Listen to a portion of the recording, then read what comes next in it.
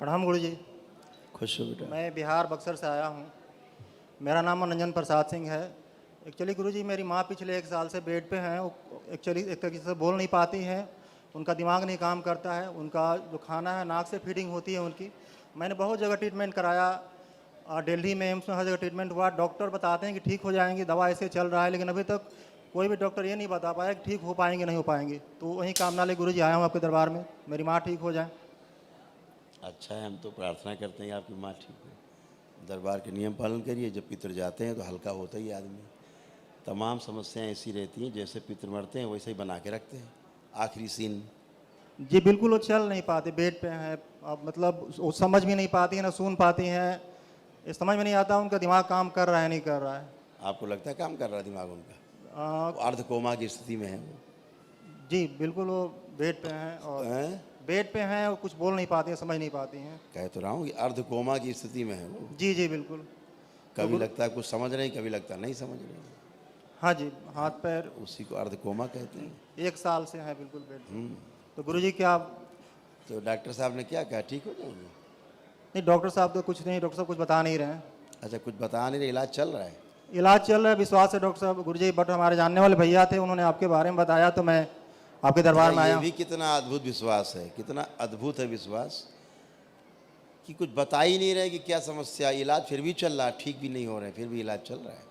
कितना अटूट विश्वास है। इतना अगर अटूट विश्वास आप लोग ईश्वर पे कर लो तो बेड़ा ही पार हो जाए सब कुछ। लेकिन ईश्वर पे नहीं होता। पहले भगवान बता दो हम ठीक होंगे तो नहीं, नहीं तो हवन करें, नहीं तो ना करें। पहले बता दो हम ठीक होंगे कि नहीं ठीक होंगे, इतना क्लियर हो जाए तब हम पूजा वूजा करें, नहीं तो ना नहीं करें। नहीं गुरु जी, ठीक होने की कामना से ही आपके पास आया हम हूँ। आपकी बात नहीं कर रहे हैं, हम एक कॉमन बात कर रहे हैं बेटा कि इतना अगर आस्था विश्वास ईश्वर के प्रति हो जाए जितना डॉक्टर के प्रति है। अंदर बिठा दो बेटा, अंदर बिठा दो, खोल दो। बैठो, खुश है, बैठी है ना। तो बेटा निश्चित रूप से जब ये हम अपने हमारे पितृ रहते हैं और जब हम उनकी मुक्ति नहीं कराते हैं, फंसे रहते हैं, तो नाना प्रकार से संकेत देने की वो कोशिश करते हैं, है ना। जी गुरु जी। कि किसी प्रकार से हमारा मैसेज पहुँचे, संदेश पहुँचे, हम फंसे हुए हैं, बंधे हुए हैं और हम यहाँ से मुक्ति पाएँ प्रेत योनि से। जी जी गुरु जी। तो अपना संदेश देने की कोशिश करते हैं। जैसे पितृ की मृत्यु हुई होती है वो पूरा पूरा वैसे ही छप जाता है, जब आदमी में बिल्कुल वैसे ही बन जाता है, डिट्टो। जी गुरु जी। देख रहे थे जैसे कल आए थे, पूरा परिवार था, आपने देखा होगा। तब उनकी दोनों टांगें कटनी थी। जी गुरु जी। मैदानता में ये हुआ कि दोनों पैर कटने हैं एक साथ। अब बुजुर्ग हैं बेचारे, 80 साल के। जी गुरु जी। अब 80 साल की उम्र में टांगें भी कट जाएं, जी जी गुरु जी। हैं तो क्या होगा। जो बेचारे अभी पड़े बिस्तर पे वो भी नहीं।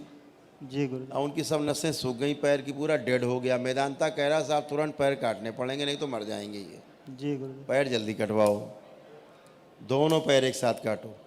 मतलब एक नहीं, दोनों पैर एक साथ काटो। जी जी गुरु जी। अब दरबार क्या देख रहा है कि ऐसा पित्र जो ऑलरेडी मरा हुआ है, उसके 2 टांग पहले से गायब में कटी हुई हैं। अब जब वो पित्र आगे रहेगा पूरा छपा हुआ, ठीक है, जी गुरु जी। तो उसके नीचे के पैर हैं ही नहीं जब, तो उसके पैर के सेंसेशन जिसके साथ रहेगा, पैर के नीचे के सेंसेशन बंद हो जाएंगे। जी गुरु जी। खून की सप्लाई, ऊर्जा की सप्लाई, ये सारी ऑक्सीजन की सप्लाई सब बंद हो जाएगी। जी गुरु जी। तो बंद हो गई, नसें सूख गई नीचे की। अब दरबार देख रहा है कि अरे ये तो इसके पैर ही नहीं जो बैठा हुआ है। जी जी। तो दरबार ने कहा कि बेटा ये 2 महीने में आपके ये हो सकता, आप करें प्रयास और स्वस्थ हो सकते हैं। जी वो गुरु जी। 1 ही महीने में चलने लग गए उठ के।